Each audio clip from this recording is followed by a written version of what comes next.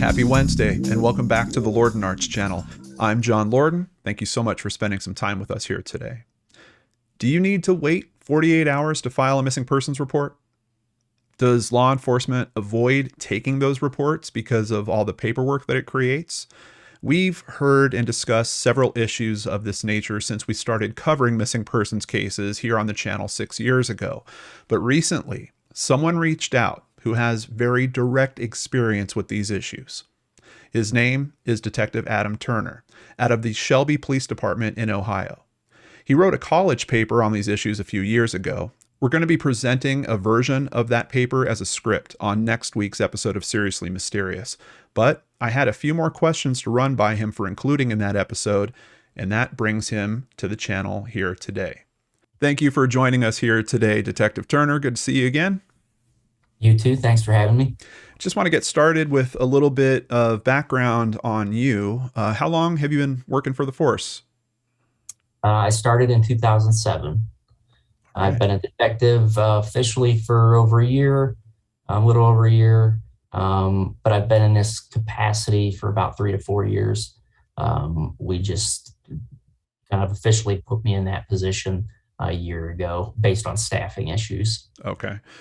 Something that obviously we kind of mentioned in your paper a little bit. I was kind of curious when you were talking about those larger, like Miami-Dade, larger police departments and how they can staff and fund differently.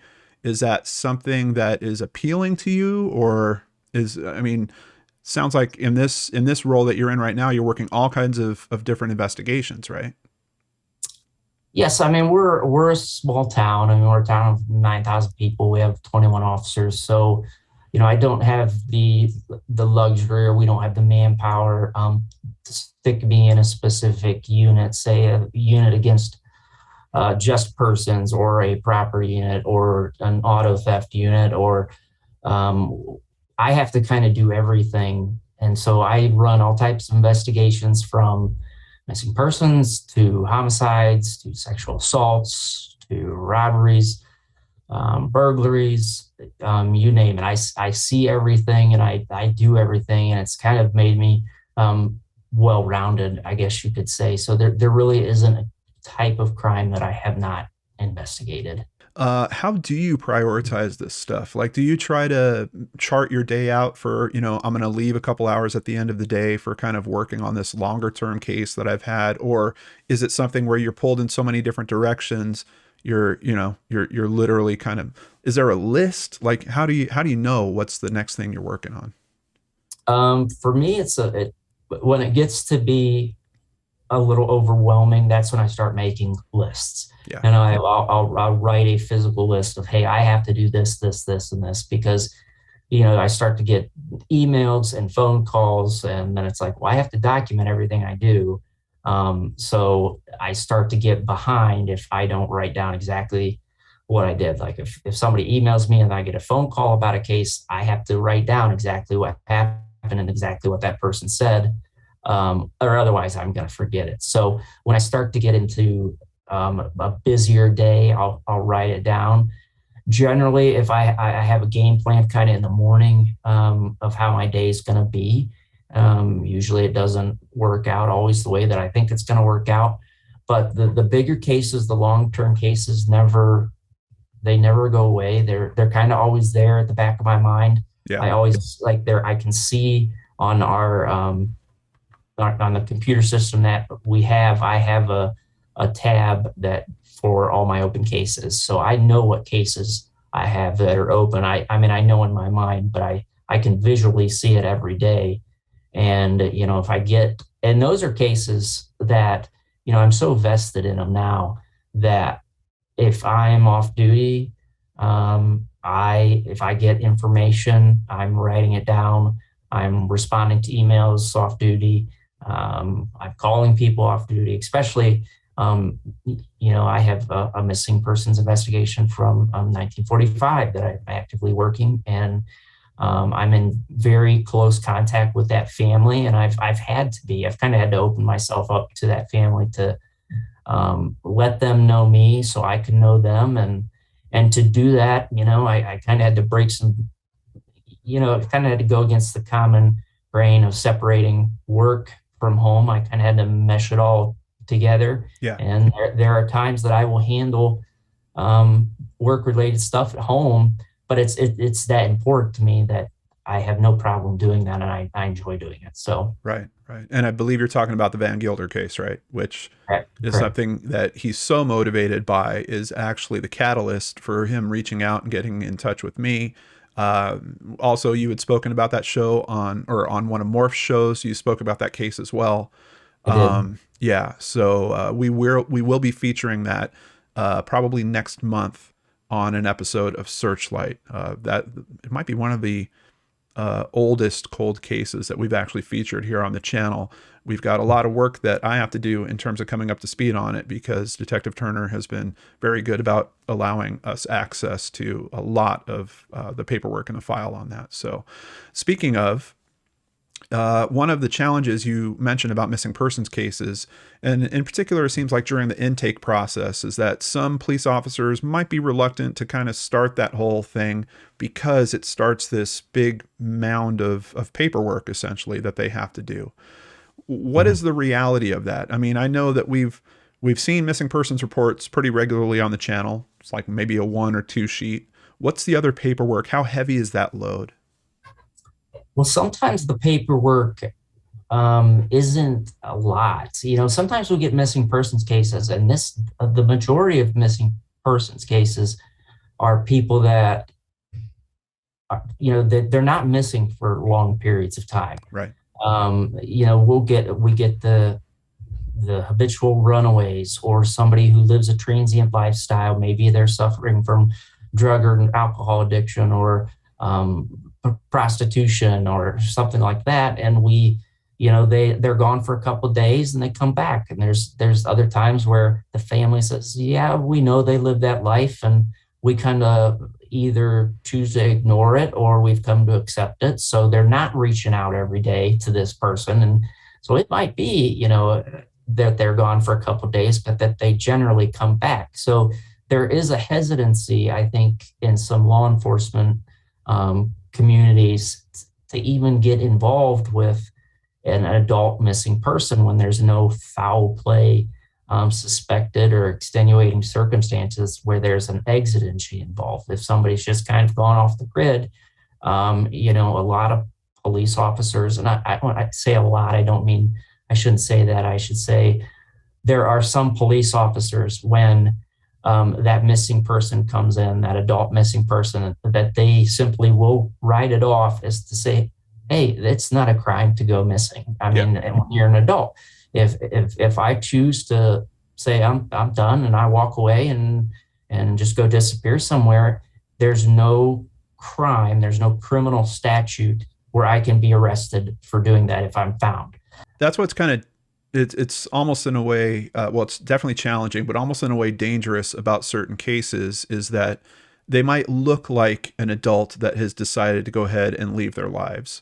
And some of those will actually turn out to be unidentified homicides. There will be a foul play component, but it's just not identified at the time that the intake is happening for the missing persons case. And in particular, I think we're seeing, at least in the work that I've done on the channel, it gets very difficult for domestic violence related cases, because what does a foul play component look like if it happened within the four walls of a home? Right. And how are you guys going to get in there?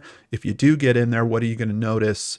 You're not doing a forensic analysis of the house when you're taking in a missing persons case. Right. So yeah, very, very challenging on that level, because to your point, and not only to your point, but to the stats, so many of those cases are those situations where the person's going to pop back up within a matter of days or weeks. But it's those rare examples where occasionally, we're looking at the case years later, trying to figure out what's happening. Yeah, and you hear it all the time from families of missing people who you say, we went to the police and we tried to report our loved one missing, and they said, uh, basically, that what I just said, or it's almost kind of a lazy excuse or a cop out to say, they're an adult, they can do whatever they want. That's one aspect that cops tell families. Another aspect is, well, it hasn't been 24 to 48 hours, and we're not going to even look at it or consider it until it's been 48 hours, until a person's been officially hasn't been heard from since. Yeah. That's also not true at all. There's no waiting period to enter someone as an official missing person. That's kind of a misnomer that has prevailed for decades, and that alone, just putting it off for 24 to 48 hours, when there is foul play involved, or maybe not foul play, maybe somebody was in an accident, or suffering a mental health crisis where they need immediate attention. If you haven't done anything in 24 to 48 hours, it's too late. Right. Right. Yeah, that's another disturbing statistic when you look at some of those, particularly in abduction scenarios involving children. I mean, like the first few Right. hours are critical, critical. Right. Now, in the paper, you kind of pointed out that the squeaky wheel gets the grease, right, in terms of missing persons cases. And honestly, even talking about your day and how you put your list together to kind of keep you on track. You've got the system, the computer system that's kind of letting you know about active cases that you're working on. Do you still Is that the best advice we can give families that are dealing with this, to be that squeaky wheel? And how squeaky is too squeaky? Can that damage relationships with the investigator? Have you had that happen? The squeaky wheel gets the grease approach, I think, is probably the best advice that I can give to families, because what happens is, at first we get this influx of information from the families, and then, we work it and we work it until something else happens, until we have another critical incident, or we have another missing person, or we have a homicide, or we have a suicide, or we have or an officer involved shooting. We have something that we have to be involved in, that takes our focus away, like I mentioned earlier, from the older cases. Mm-hmm. So it's easy, and it's only human experience and human nature to kind of forget about I shouldn't say forget, but to kind of push some of the older stuff back in our minds, because we have to focus on the most immediate situation, or the immediate threat in some circumstances. Can too much communication affect a relationship with the investigator? It depends on the investigator, it depends on the agency. For me, I always say, I'm an open book, because I want you to be an open book with me. And I want to be in communication. And then the only way that I can learn to solve your case, is to know about your loved one, and they're not here. So for me to know your loved one, I need to know you, and I need to know everything about you, and I need to know everything about your family, to include uncomfortable topics that may have never been discussed in the family or outside the family, but that I need to know about, because that could potentially be an angle to look for a missing person. Now, there are investigators, there are law enforcement that are going to get, one or two calls, and they're going to get annoyed, and they're going to say, I'm working on it. I haven't forgotten about you. And then it might get to the point where that phone rings, and you look down and you see who's calling, and you just ignore it. That's not something I would do. That's something I'll never do. But some officers kind of will do that. So with life, and with absolutely everything in life, I think there is a happy median that you kind of have to navigate the waters and be upfront with the investigator or the law enforcement officer that's handling your loved one's disappearance, and to say, hey, what is too much? When do you want to hear from me? Do you want me to tell you everything? Do you want me to email you? Do you want me to call you? How do you want to be in communication? Do you only want to be in communication between the hours 8 to 4? Is it okay to contact you if I get a tip outside of that? How do you want me to go about it? I think being open with your investigator, and being upfront, being very direct, and just saying, look, I need to know, just up front, how often we need to communicate. the professional law enforcement officer is going to be honest with and upfront with you and say, this is what I can handle. I can't handle every tip, every second, all the time. Maybe do a synopsis, an end of the day synopsis, an end of the week synopsis of, I talked to this person on this day and they said this. I got this tip. I got this email. Somebody contacted me on Facebook. Here's their contact information, and just kind of summarize it. Other investigators are going to say, if you summarize everything, it's gonna be too late, and I need to know right away. And that's kind of how I am. If you summarize everything for me a month later and expect me to go back and being able to follow up on every one of those leads, it's just going to be overwhelming at that point, because I have other cases and other investigations going on. But if you tell me about it, I might say, yeah, I can look into that right now. It is a relationship. You're kind of being thrown in with someone that likely you're not going to choose. Also, there's a factor in that the family is not going to be, you're not going to see the best side of that family with what they're going through emotionally. But that's such a good point, to have a conversation about the communication, to just kind of ask about the precedent, lay it out so there's a clear understanding. And that might be a conversation that needs to evolve or happen a few times, because in the first, 30 days of the investigation, maybe someone like you does want an end of day summary. Oh, here's the 3 or 4 things that we heard about that happened to us around this case. But as it goes to 2 months or 3 months, maybe then it should turn to a email once a week or a phone call once a month or something like that. Yeah, that's a really, really good point. I'm really happy you brought it up in that way. Have a conversation about the communication, because that's a frequent pinch point when I'm talking to families. It's either they're out of sync, they're not hearing enough, they don't get calls back. And it sounds like probably because, there's not a good understanding of what's the appropriate communication with the investigator. Right. And I mean, traditionally and historically, I mean, law enforcement has had this kind of mindset, is to keep everything as close to the chest as possible. And, basically don't contact us, we'll contact you. We're looking into it. You'll hear from us when something important happens.